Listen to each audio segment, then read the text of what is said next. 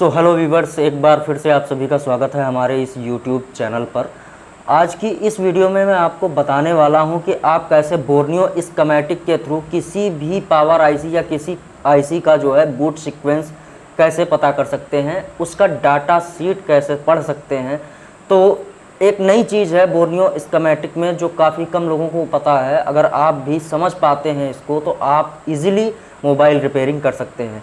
तो ये बोर्नियो में कहाँ पे फीचर दे रखा है, इसके विषय में पूरी जानकारी दूंगा और कैसे वर्क करता है इसको भी मैं पूरी तरीके से अच्छे तरीके से आपको समझाऊंगा। वीडियो शुरू करने से पहले मैं आपको बता दूं कि आज से हमने एक नया चैनल क्रिएट किया है मोबाइल रिपेयरिंग के लिए, जिसका लिंक डिस्क्रिप्शन बॉक्स में है।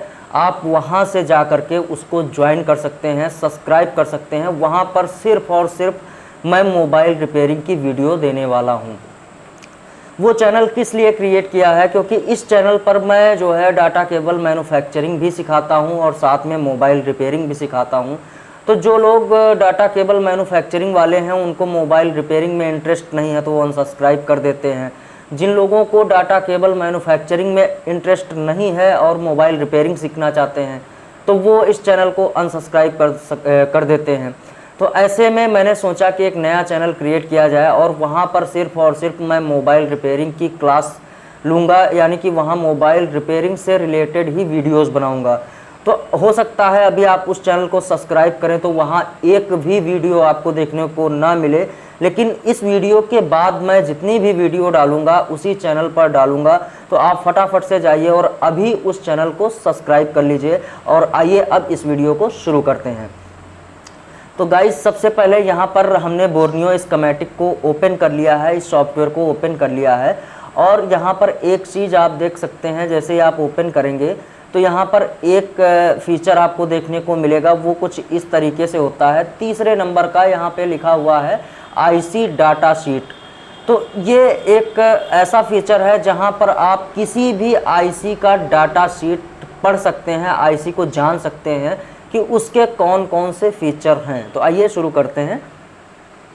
हम यहाँ पर क्लिक कर लेंगे और क्लिक करने के बाद यहाँ पर हम आज की इस वीडियो में बता दें कि ये 6357 CRV के विषय में हम चर्चा करेंगे कि वो आईसी कैसे काम करती है और उसका बूट सीक्वेंस क्या होता है।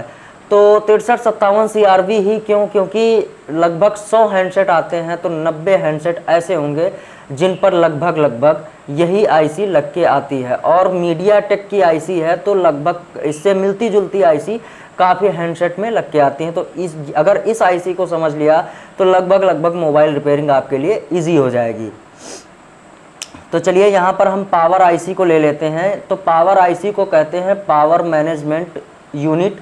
तो पावर मैनेजमेंट के लिए ये ऑप्शन दे रखा है आईसी पावर मैनेजमेंट। तो एक बार फिर से हाईलाइट कर दूं, कुछ इस तरीके से लिखा हुआ आएगा, आप ध्यान से देख लीजिए, स्क्रीनशॉट भी ले सकते हैं। पावर आईसी पावर मैनेजमेंट, इस पर डबल क्लिक करेंगे और यहाँ पर हम अपनी आईसी को देख लेते हैं। MT 6357 ये लिखा हुआ है। अब दो तरीके की आईसी आती है, 6357 CRV और एक आती है 6357 MRV। किसी नेक्स्ट वीडियो में हम इसके विषय में चर्चा करेंगे कि दोनों आईसीज में डिफरेंस क्या है, लेकिन आज हम 6357 यही एक ऐसा सीक्वेंस है जो दोनों पर काम करता है। तो इसके लिए एक ही PDF बोर्नियो ने दिया है, तो इसी को हम क्लिक करके ओपन कर लेते हैं। इसी में आपको दोनों आईसी के कॉन्फ़िगरेशन देखने को मिल जाएंगे। ये आप देख सकते हैं, ये हमारा ओपन हो गया है। और ओपन होने के बाद यहाँ पर इसको नीचे हम जैसे ही स्क्रॉल करेंगे कुछ इस तरीके से आप देख सकते हैं कि इसका जो है कॉन्फ़िगरेशन वगैरह सारा कुछ, कौन सा डेवलपर है, कौन सी कंपनी है, यहाँ पर आप देख सकते हैं। नीचे इसके फीचर्स कौन कौन से फीचर हैं, इसमें क्या ओवरव्यू में क्या क्या दे रखा है, सारी चीज़ें हैं। तो ये बाद में आप पढ़ लीजिएगा ओपन करके। हम डायरेक्ट अपने टॉपिक पर चलते हैं। यहाँ पर एक आपको ये देखने को मिल जाएगा। तो ये जो लाइंस बनी हुई हैं ये आईसी के फीचर्स हैं कि आईसी के सीक्वेंस हैं, आईसी हमारी कैसे काम करती है। तो यहाँ पर आप ये लाइंस देखते हैं, ये 1 बाई 1 उसके सीक्वेंस लिखे हुए हैं कि 1 बाई 1 वो आईसी कैसे काम करती है। तो एक हम स्कीमेटिक और लेआउट ले लेते हैं किसी मॉडल का, जैसे कि हमारा 9A है। तो 9A लिख के यहाँ पर हमने सर्च कर लिया और देखते हैं ये आईसी इस हैंडसेट में लगी है तो वहाँ पर इसका सीक्वेंस कैसे काम करता है, और आपको मैं बताऊंगा कि आप कैसे इसको जो है 1 बाय 1 कंपोनेंट में सर्च कर सकते हैं। और आने वाली नेक्स्ट वीडियो मैं इसका पार्ट 2 बनाऊंगा, जिस पर मैं लाइव प्रैक्टिकल भी करके दिखाऊंगा कि आप कैसे इस बोर्नियो स्कीमेटिक के थ्रू इस डाटा शीट को पढ़ के आप लाइव मदरबोर्ड पर कैसे उसको चेक कर सकते हैं, वोल्टेजेस वगैरह कैसे चेक कर सकते हैं, फ्रिक्वेंसी वगैरह कैसे चेक कर सकते हैं। उसके बाद हम यहाँ पर स्कीमेटिक को भी इंपोर्ट कर लेंगे। तो ये हमारा स्कीमेटिक भी ओपन हो चुका है, और स्कीमेटिक ओपन होने के बाद ये आपको कुछ इस तरीके से देखने को मिल जाएगा। बहुत सारे डायग्राम यहाँ पर देखने को मिलते हैं। तो हम डाटा शीट को कैसे पढ़ सकते हैं पहले इस पे चर्चा करेंगे। तो ये हमारा जो है वी बैट सबसे पहले यहाँ पर दिया गया है। वी बैट हमारा आईसी पे जाता है, कौन कौन सी लाइंस आईसी पे इन होती हैं, तो हमारा वी बैट जाएगा। और वी बैट जाने के बाद जो है ये DDLO UVLO और उसके बाद चार्जर प्लगइन, ये सारी चीज़ें होती हैं कि वी बैट जाएगा, ID थर्मल जाएगा, चार्जर प्लगइन होगा। उसके बाद जो है इसके बूट सीक्वेंस बनने स्टार्ट होंगे। तो पावर की जो हमारी होती है, पावर की या तो हम बैटरी लगा दें और पावर की को होल्ड रखें, यानी लिखा हुआ है पावर होल्ड करने के बाद जो है 42 मिली सेकेंड 42 मिली सेकेंड, 1 सेकेंड कुछ इस तरीके से चलता है। तो 42 मिली सेकेंड यानी 1 सेकेंड का 42वां हिस्सा जो है उतने में ही हमारा सीक्वेंस कंप्लीट हो जाता है, इस बनना स्टार्ट हो जाता है। तो सबसे पहले जो बनता है, अगर पावर की होल्ड रखें तब सीक्वेंस बनेगा, बैटरी कनेक्ट होनी चाहिए, या फिर हम बैटरी को हटा दें और सिर्फ चार्जर को कनेक्ट कर लें। तो चार्जर प्लग इन करने के बाद भी 2 तरीके से ये सीक्वेंस बनते हैं, या आप यहाँ पे देख सकते हैं।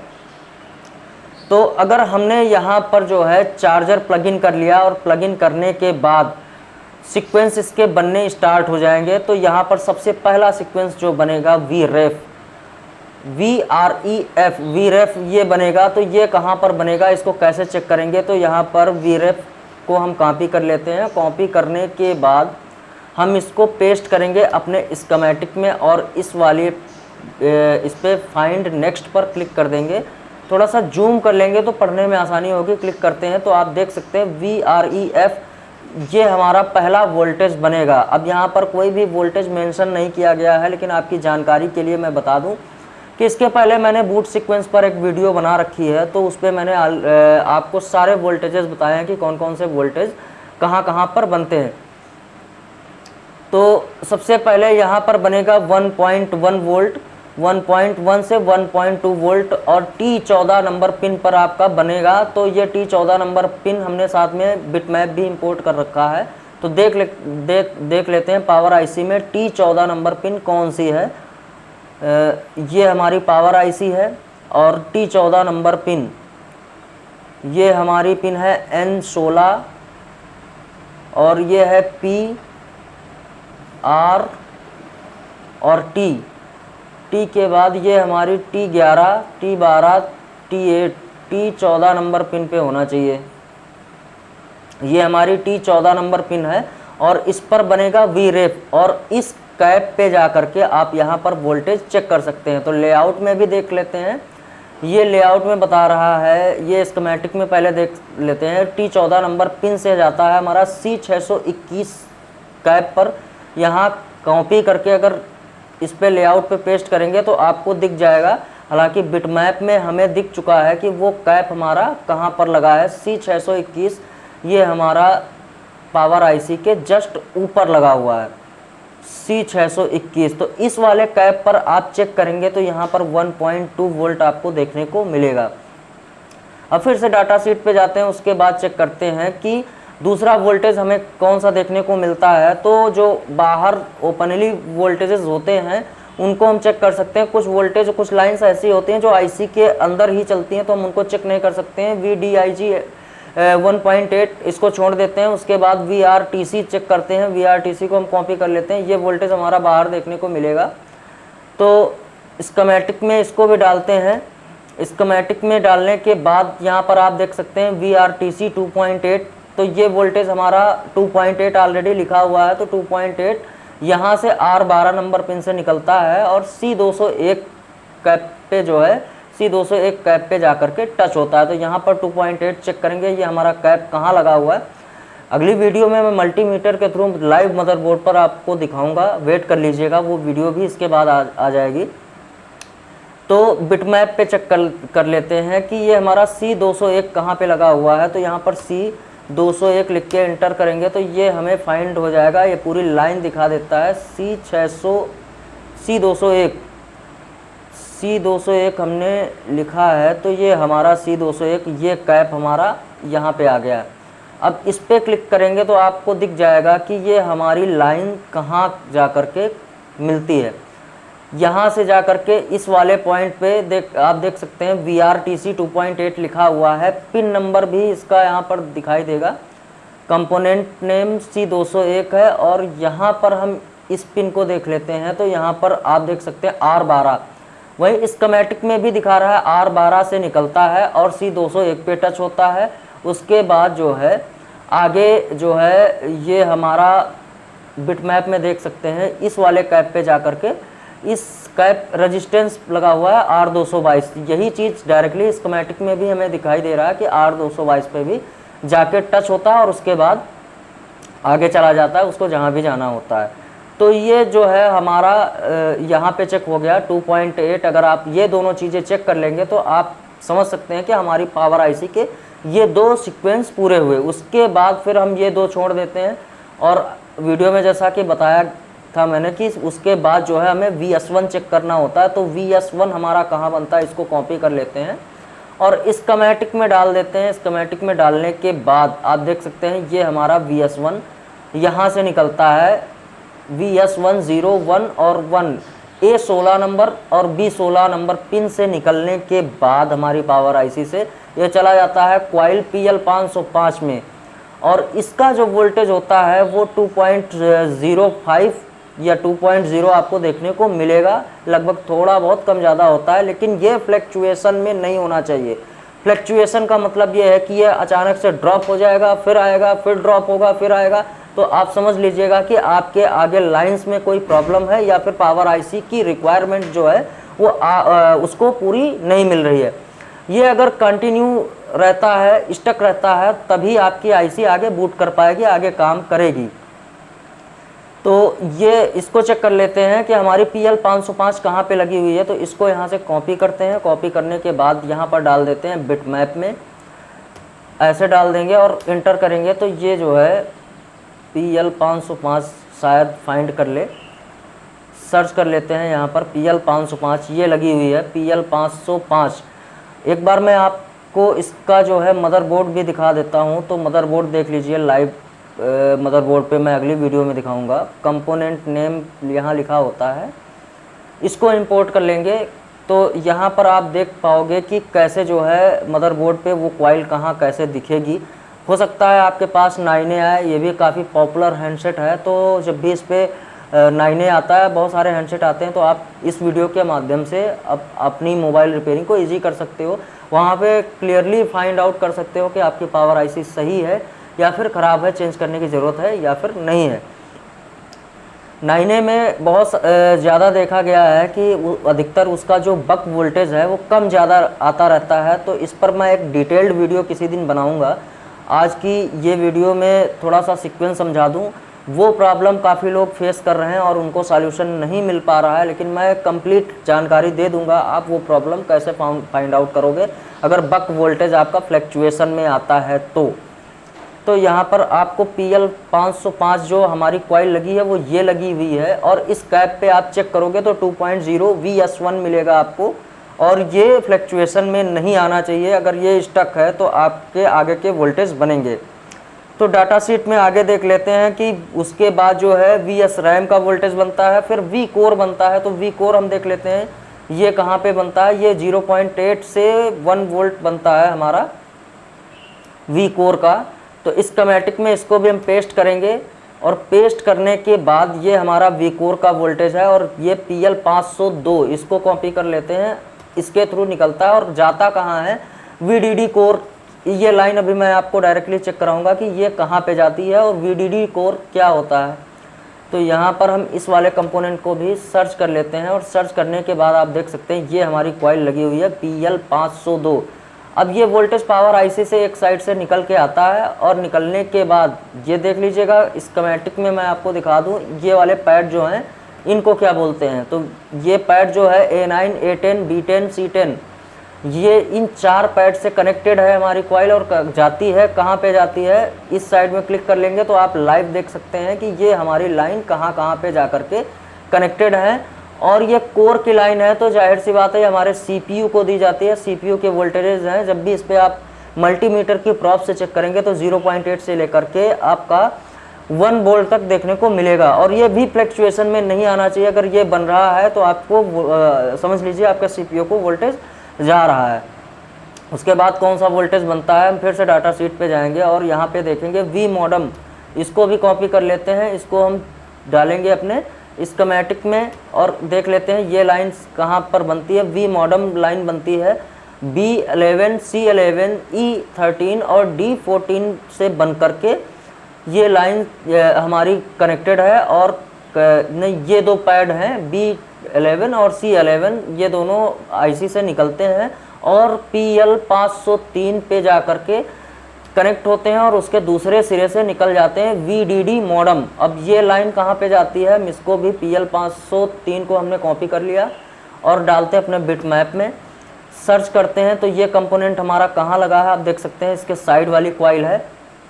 और ये लाइन भी हमारे CPU को जाती होगी, आप चेक कर लीजिए, ये लाइन भी हमारे CPU को वोल्टेज देती है। तो ये कॉइल आपको कहाँ कहाँ देखने को मिल जाएंगी, ये मदरबोर्ड पे यहाँ पे लगी हुई हैं। दोनों कॉइल पे 0.8 से 1 वोल्ट आना चाहिए और दोनों वोल्टेजेस हमारे CPU के हैं जो कि हमारी पावर आईसी प्रोड्यूस करती है। अब उसके बाद देख लेते हैं VIO 1.8 बनता है, VPROC बनता है, तो हम VPROC को कॉपी कर लेते हैं। VSRAM के वोल्टेजेस हैं, एक्सटर्नल PMIC का इनेबल भी यहाँ से बनता है। तो सारी चीज़ें 1 बाई 1 आप चेक कर सकते हो। हम थोड़ा सा बीच बीच में छोड़ के चेक करा रहे हैं क्योंकि आप जल्दी से सीक्वेंस समझ पाओ। तो VPROC को चेक कर लेते हैं। VPROC भी हमारा एक कॉइल के थ्रू बनता होगा। तो इसको इस स्कीमेटिक पे जैसे ही हम पेस्ट करेंगे, यहाँ पर क्लिक करेंगे तो आप देख सकते हो VPROC इन है और ये VPROC इधर से ये A7, A6, A7, B6, ये काफ़ी सारे पैड हैं 4-5 और ये कॉइल से कनेक्टेड हैं। PL501 कॉइल है, इसको भी हम चेक कर लेते हैं अपने इस पर। वीडियो थोड़ी सी लंबी हो रही है लेकिन थोड़ा सा देख लीजिएगा ताकि आप इजीली इसको समझ पाएँ। ये बगल वाली कॉइल थी, ये मैं बता चुका हूँ। ये कितना है, PL501 हमारा PL501 है। ये कौन सी लाइन थी, 1 मिनट में फिर से आपको क्लियर कर दूँ। ये थी हमारी VPROC, ये इस वाली कॉइल से बनता है। साइड में कॉइल लगी हुई है इस वाली कॉइल से। और ये हमारी जो है एक लाइन होती है VPA PMU, ये हमारे 4G के लिए जाती है। तो ये भी डाटा शीट में हो सकता है दे रखा हो। इसके VPROC के बाद बनता है VIO 1.8, 18 लिखा है, पॉइंट नहीं लिखा है, लेकिन आपको समझना है VIO 1.8। ये 1.8 का वोल्टेज है जो पूरे मदरबोर्ड में बहुत जगह जाता है, बहुत जगह डिस्ट्रीब्यूट किया जाता है और साथ में CPU को भी दिया जाता है। VIO 1.8 ये आप देख सकते हैं, ये भी हमारी पावर आईसी प्रोड्यूस करती है। VIO 1.8 बहुत जगह जाता है, मैं आपको इस पे दिखा देता हूँ कि ये कहाँ से निकलता है और कहाँ जाता है। एक बार स्कीमेटिक में सबसे पहले हम देख लें कि VIO 1.8 हमारा बनता कहाँ पे है। ये हमारा 6357 CRV है और इस पे जो है VIO 1.8 कहाँ पे बनता है,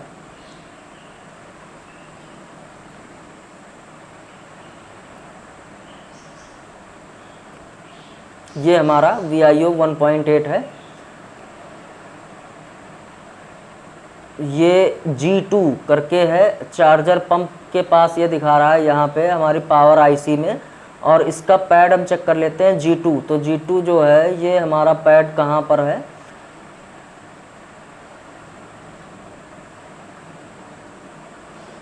ये यहाँ कहीं होना चाहिए, V रेफरेंस और VIO 1.8 ये पैड है हमारा। C करके है कुछ VIO 1.8 कंपोनेंट, C620 से कनेक्टेड है। और इस पैड का डिस्क्रिप्शन जो है यहाँ पर B70 पैड नंबर है, इस पे जो है ये बनता है और एक कैप के थ्रू कनेक्टेड है। और आप देख सकते हैं बहुत बड़ा जाल है VIO 1.8 का, और ये हर जगह जाता है, CPU में जाता है, MMC में जाता है, हमारे नेटवर्क सेक्शन में भी VIO 1.8 दिया जाता है। तो वीडियो थोड़ी सी लंबी हो जा रही है तो मैं थोड़ा सा और बढ़ा के बता दूं। इसके बाद जो हमारा बनता है VIO 2.8, इसको भी हम यहाँ से कॉपी कर लेते हैं और कॉपी करने के बाद इस स्कीमेटिक में डालते हैं। ये भी एक वोल्टेज है जो प्रोड्यूस किया जाता है VIO 2.8 PMU, ये भी काफ़ी जगह जाता है, जैसे सेंसर से ये लाइन उठाई गई है, मैं यहीं से आपको चेक करा दूँ। ये हमारी पावर IC से इस जगह इस IC में आई है।